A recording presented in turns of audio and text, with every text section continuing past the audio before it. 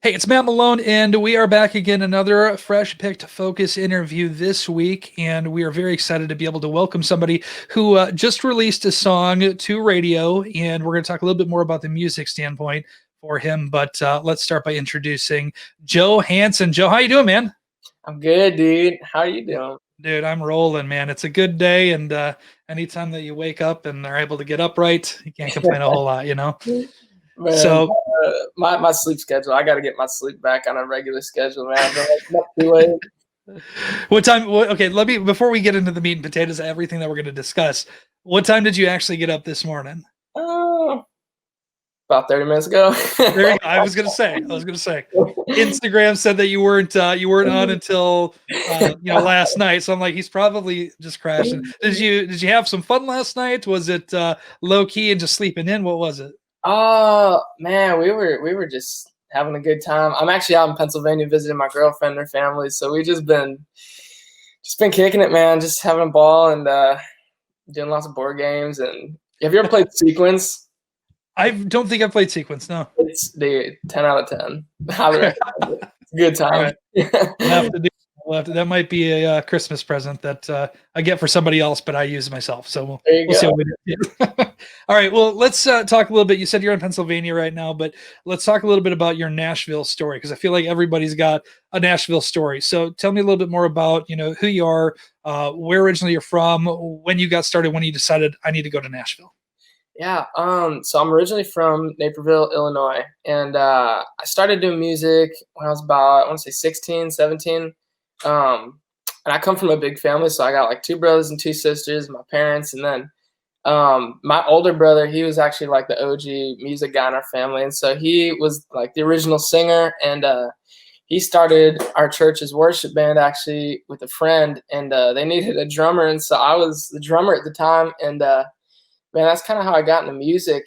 And we started taking trips down to Nashville, I want to say 2016, 2017. And man, it just got to the point where like we were coming down every other week. And so it was either like you got to get a place, man, or stop coming so often because you know how cheap Nashville is, obviously. Yeah. Right. So we had to limit that, but we just decided, man, we got to make the move.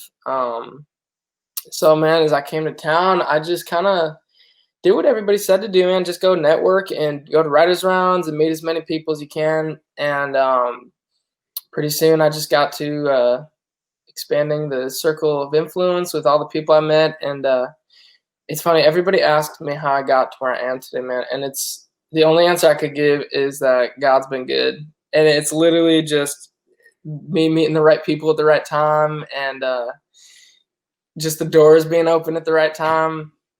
Like Yeah. if I could not retrace my steps if I wanted to. So Well, it's funny you mentioned the all the trips that you take down to Nashville because if you're spending that much money in gas that you could actually afford a place to live down there, then it's probably worth just going and getting a place. yeah, man, it's Yeah. good. Well, we're going to talk a little bit about the music standpoint as well, but I want to ask, you have a very interesting Instagram where you have a lot of different things that you're doing. You're doing a lot of behind the scenes stuff. You're doing a lot of motivational stuff too, which I think is really cool. I think like a week or two ago, I saw a post that you were doing almost like a Bible verse that Mm. you do out there too. So tell me a little bit about maybe that influence. You mentioned the church worship band and that kind of stuff. Is that something that you want to pull kind of a Frankie Ballard type thing where you want to go a little bit more in that Christian and country route, or you want to focus more so on country right now and maybe expand later? Man, I'll say that I don't think for me, I struggled the longest time. I struggled with trying to find that balance, and I would argue that I didn't really have a stronger faith than I did back then. And so, like, I figured out like it's not one or the other. Like they both go hand in hand. And so for me, I think as a Christian, man, um, I think sadly we kind of, and I say we as Christians, I think people just kind of have like a skewed perspective of like secular music, and they're like, if you're a Christian, they're like, no, you have to go play in the church or you have to go sing Christian music. But I feel like, like when you read the Bible, you look at Jesus's ministry, like he went into the the places where the sinners were, man. And he went into like everywhere in the world. Like he didn't just sit in the synagogues and stuff. And so for me, it's kind of like I believe God's called me to go into country music and just be the light by who I am. Like I think if Jesus was in my shoes, he would also go do country music, man. And I bet you that would be great music too. Jesus is a country music singer. That's a song right there. He would be headlining all the major fests. That's right. Jesus, I'm waiting for the crowd surf or something. yeah, right. I'm waiting for the crowd surfing. He wouldn't let the crowd. He would walk on top of the crowd. Is what it would be. No, he would walk right on him. Awesome. Well, let's go a little bit deeper in your music. We've got a few songs. You've got "Broken If You Don't Break," "Part of Me," and then this one, "Head Over Wheels." Once you got a taste of how that freedom feels, I fell from her head over wheels. So, with these songs, I guess I want to know before we dig a little bit deeper into the meaning of the songs. You've got quite a few songs that are out there and available for people to hear. Which one, if you had to pick one song for people to kind of just, be exposed to your music, what song do you want them to hear? Oh man, I would probably say "Part of Me." I think "Part of Me" does a good job of putting the blend between country and pop. "Broken If It Don't Break" is very, as you could tell, traditional country. Lots of 808s and trap beats and stuff. But I just that was one of those songs where it was just like I loved it and I wanted to put it out and like everyone's doing it, so why not? And so like I would definitely say "Part of Me" because it's got that mix. But I grew up, man, I'll tell you what, I grew up listening to like old school Alan Jackson and like Randy Travis. So I love old school music and I love that sound, but I also have like a pop voice. So man, it's cool to be able to blend those two and yeah, I'd say "Part of Me." I mean, sure. When you see that too, I mean, you mentioned the kind of the blend and being able to show up. That's another cool thing. Going back to your socials, is you do covers of other people's songs, and it doesn't matter if it's a Morgan Wallen or if it's a different pop or a top 40 CHR type song. You have that blend in there too. So if there's a Taylor Swift, opportunity, we'll say to maybe cross over. Is that something that you're shooting for too, or is we mentioned the secular Christian music and that kind of stuff too? Is that kind of the same concept? Yeah, I would say it's definitely. I feel like my calling is definitely country music, but I'm not afraid to step in other boundaries and other lanes and stuff. So sure, yeah. not a very difficult question here too. But then if you had a pop collaboration opportunity, who's that first person that you'd go for? Oh man. There's so many good ones, man. Ashley Simpson and no, I'm just kidding. All right. That's tough. Honestly, I would love to do a duet with like Tori Kelly would be great. Mm-hmm. Charlie Puth would be cool. I love all kinds of music, man. So like, I am not gonna discriminate to any kind of artist. If anyone wants to collaborate, man, hit me up. Yeah. Another, I guess, interesting question, kind of along the same lines. Then, if you were invited to do CMT Crossroads, something along those lines, what artists do you feel like you'd be able to sing all of their music right along with them that you'd want to? That's like that level for you. Oh man, that is. We don't ask easy questions here. I hope you know that. We got more. I should have rolled out of bed a little earlier. I don't know, man. I mean, Gavin DeGraw would be cool. We did. My brother and I, we were a duo for a hot minute before I did my solo stuff in country, and we did a lot of Gavin DeGraw covers, and so I feel like that'd be a cool lane. Yeah, I just love music. So I mean, do anyone, I would make it work. Sure. You mentioned your brother again too. Is he still pursuing music? Is it something he went a different route then decided that wasn't for him? He started doing it and he took a quick break, but he's actually back doing it now. So he has a couple songs out, and I would say he's definitely he's kind of the same vibe as me. He's going for the new style country, and yeah, he actually just put a song out I think last Friday and stuff. So yeah, he's cool, man. Yeah, awesome. Shout out Nick Hanson. There you go. Well, we talked a little bit about the song that you want people to hear most to kind of get an idea about your music, but we'll use Devin Dawson as a great example. He's got a song, Dark Horse. You've got a hat that's black sheep. So maybe kind of the same vibe there. But I want to know, he says that's kind of the most real song about him, that even with his co-writers, they took an outside perspective to kind of help paint that picture, things that he didn't even realize about himself. So for you, a song that you wrote, what do you feel like would be that best depiction of who you are to the listener? Songs that I've released, or just any songs that you've written, that you've released, anything that you want to give us a little bit more insight on? Man, I got this song that we wrote called Blood, Sweat, and Tears, and I think honestly that's probably that's probably the best representation of me as an artist.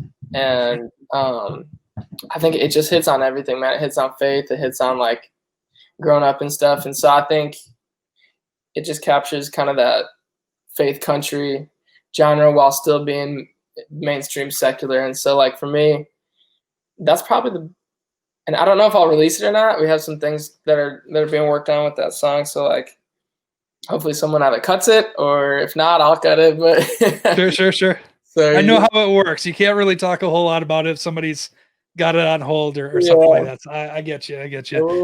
Yeah, man. Just change the words. Just go Blood, Sweat, and Beers. Luke Combs songs right there, There you go, dude. Yeah, there it is. We'll have to write that. Yeah. Well, I want like 1% credit. That's all I need. That's it. Well, obviously, there's songs that you keep to yourself. There's songs that you feel like maybe don't work well with the next project, we'll say, that you're going on. Is there one that you're kind of anxious to get out there and have people listen to as well, that you've been kind of holding on to? Man, I would say, this song Head Over Wheels for sure was definitely one that I was anxious to get out. We've been sitting on that song. I think that was the last song I wrote before quarantine shut everything down. So we've had that for a pretty long time, man. We've been sitting on that and just waiting for the right moment to strike. But I'd say that one, and then Blood, Sweat, and Tears probably, however that plays out. Sure. But well, I think with these songs too, let's look at some of the songs that you've had. How many music videos have you actually done and recorded too? So we did one for Part of Me, and we just finished doing the Head Over Wheels one a couple weeks ago. Should have that hopefully in the next couple of days, but we'll be getting that out soon. Sure. The Part of Me video is cool because you guys took a flashback in time kind of memory shot with it. You did a really cool circular video shoot as well. So with music videos like that, first of all, who pays for that? Because that's got to be, you're getting a high quality product. There's got to be a price tag on that. Mm-hmm. Yeah, it's not cheap. No. I've been super fortunate to have such supportive parents, and they've been a huge help financially, emotionally, everything, man. They've been my biggest champions since day one, and so they've been a huge help with that. And a little bit me on the side. I Uber on the side, so man, I got. There you go. You might be do to put a dent in the. So somebody might be going to Nashville, getting a ride around from the next big country star. That's right, man. Dude, that's nuts. That's awesome. I don't mean to brag, but I got 5 stars. There you go. You need a bottle of water, a breath mint, or you need to charge your phone. Joe Hanson's got you. I got you, man. That's it, man. With your parents, we'll touch a little bit more on the music video side of things too. But I guess my question is, with your parents, obviously they're biggest champions of yours. Mm-hmm. Did they give you any kind of a statement or phrasing or something that you kind of think back on or you hold with you with your journey in Nashville and with pursuing music? Yeah, I think so something they always told me growing up, and something that they always continue to tell me and my siblings, it's find your God-given talent, cultivate it, and share it with the world.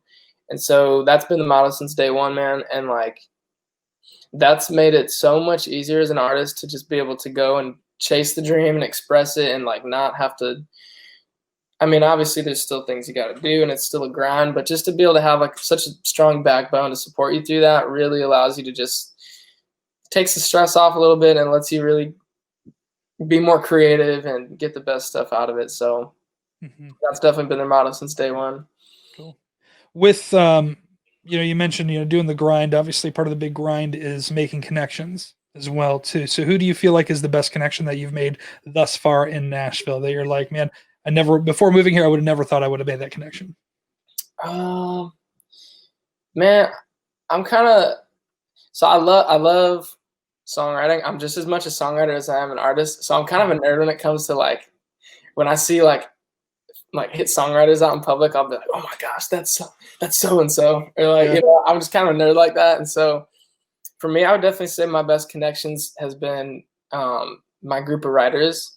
Um, like I said, God's been so good in a sense where He's just opened the right doors and put the right people. So like I've been super fortunate to write at places like Sony and BMG, like, um, and I would say those people have been some of the greatest people I've met. And obviously my team, my publicist, Zach Farnham, and um, just everybody that I've been working with is so good because they operate on such a high level of excellence. So it's like everybody's so good, it makes you want to be better. You know what I mean? Mhm.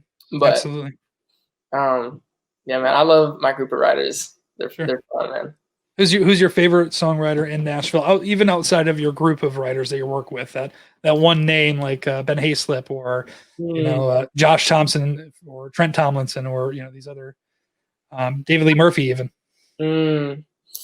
Um, it's tough to pick one because I feel like also every writer has such like a specific style of the way they write. Yeah.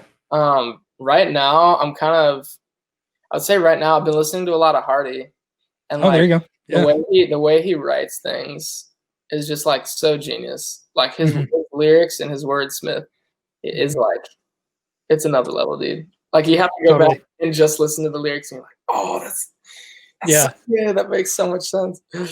It's we chatted with him well the last time we were at the Faster Horses Music Festival.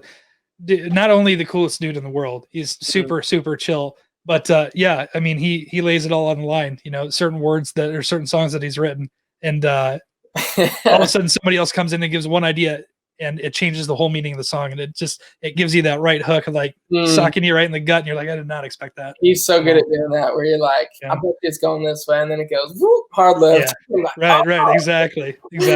Well, that's cool. All right, let's dip back to music videos. We're gonna do kind of a full circle conversation here, yeah, but we mentioned the opportunity to have a couple out there.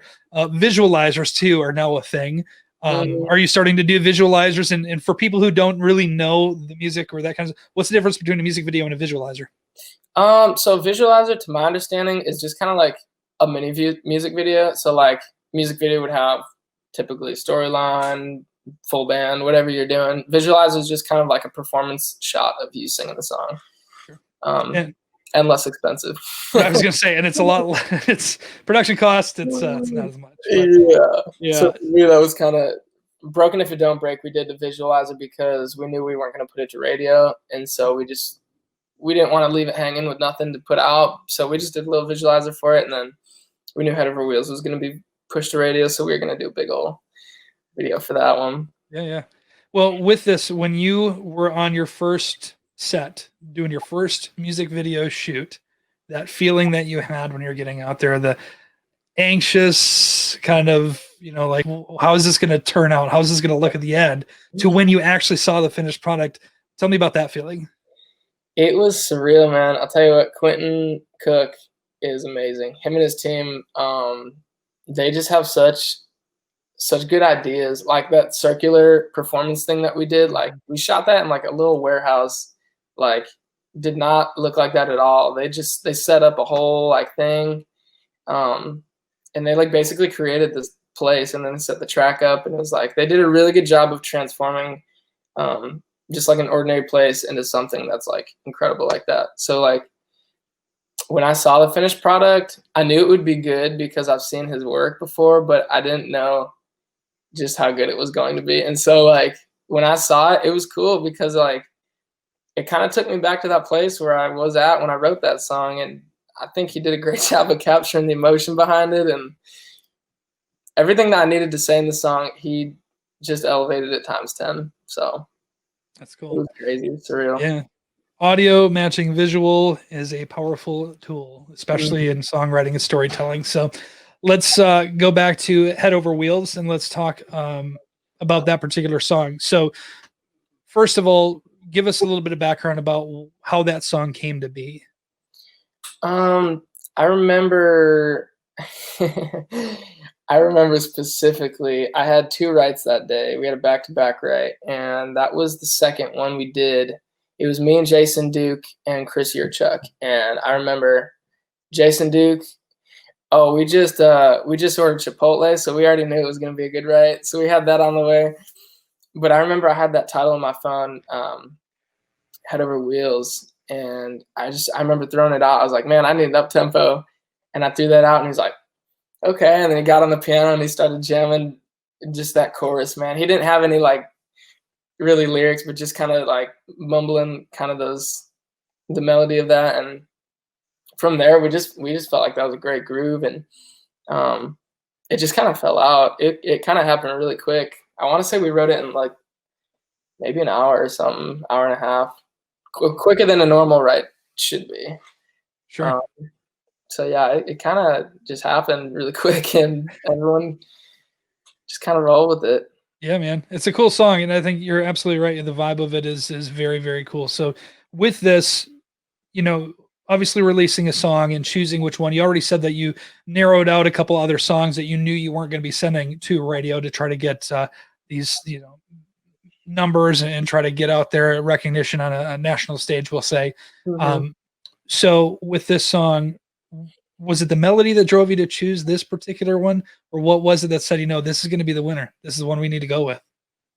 For me, I think it was the melody. I want to say the melody. I mean, it was the whole song, just the fact that it was an up tempo and it was got that 4 on the floor, man, and just the energy of the song I really loved. Sure. And so um, I figured that was a good one to come out a part of me. And so Sure. I feel like up tempos on radio always, you can't go wrong with an up tempo when you're going to radio. So like, Yeah, especially this time of year. Honestly, though, and this is more programming type of stuff, but this time of year, we're getting into the colder, snowier, kind of dreary type of months, and yeah. there's some sad songs, but we need that up tempo, higher energy stuff to offset those doom and gloom days. No, man. And I tell you what, I need to get, my team's been pushing me. I got to get some Christmas music out of something.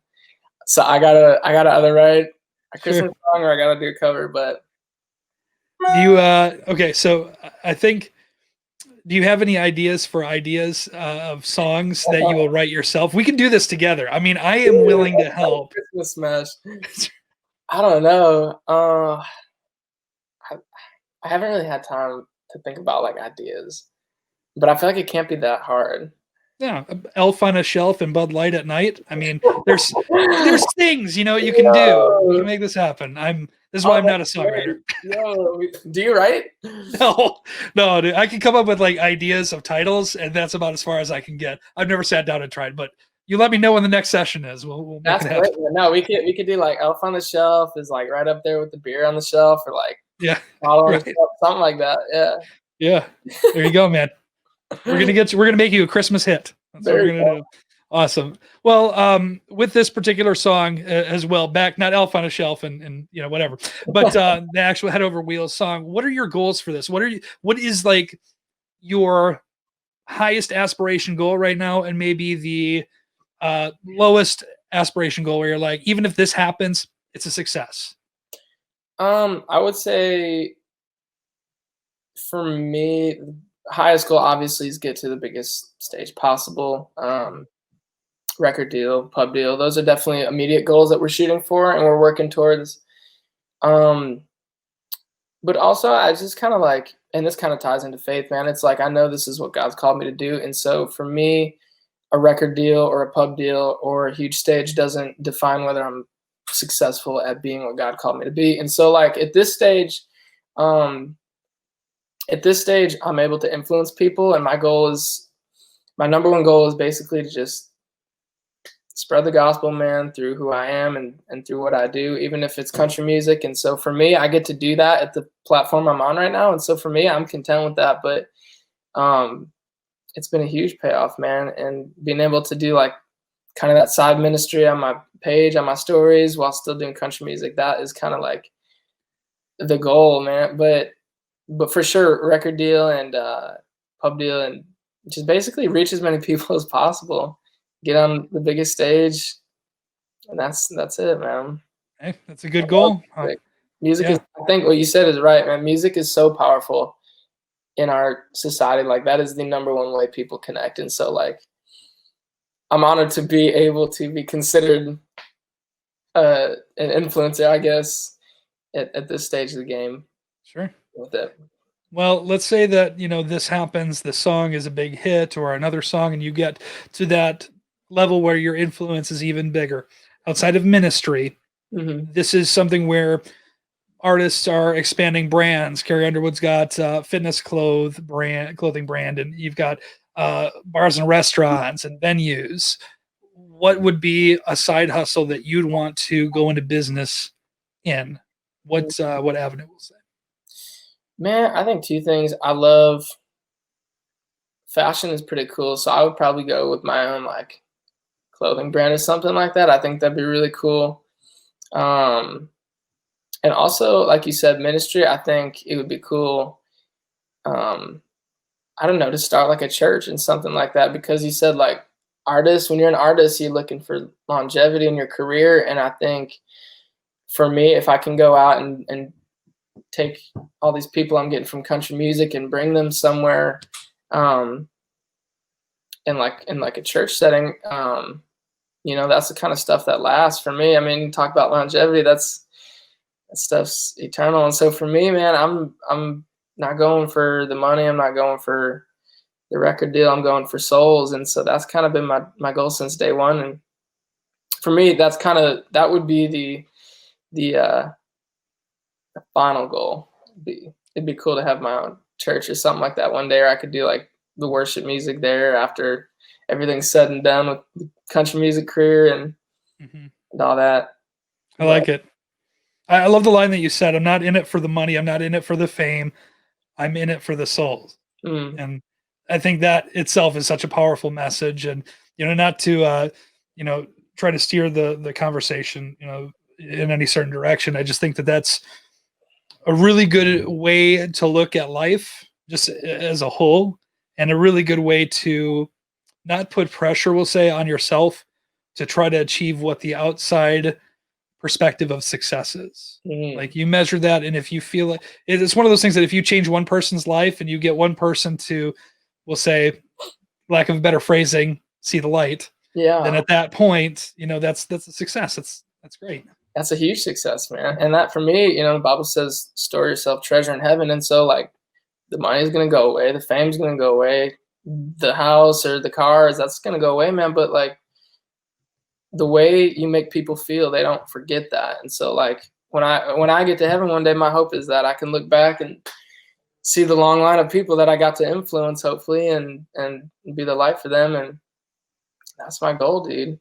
I think everybody looks at like, everybody wants fame. And for me, it's not necessarily, I don't want fame, I want influence. And the difference between fame and influence is that fame is when it's all about you, and influence is when you can add value to other people's life. And so, man, I don't necessarily want to be famous. I want to be an influencer. And so that's kind of where my head's at going through it. But well, you're on a ton of platforms that offer influence. You've got Instagram, Facebook, you've got the Twitter too, right? Oh yeah, and we got TikTok too. yeah. All right, perfect. So it's at Joe Hanson Music on all of those platforms, right? Yes, sir. Excellent. Joe, is there anything else that you think people need to know about you as maybe an introduction to who you are? Anything else that you want to share with people? Man, I would just kind of go back to my mission statement. Since I started music, it's been my day one, and it's that whatever you're going through, there's always somebody that's going through with you. And so like for my music,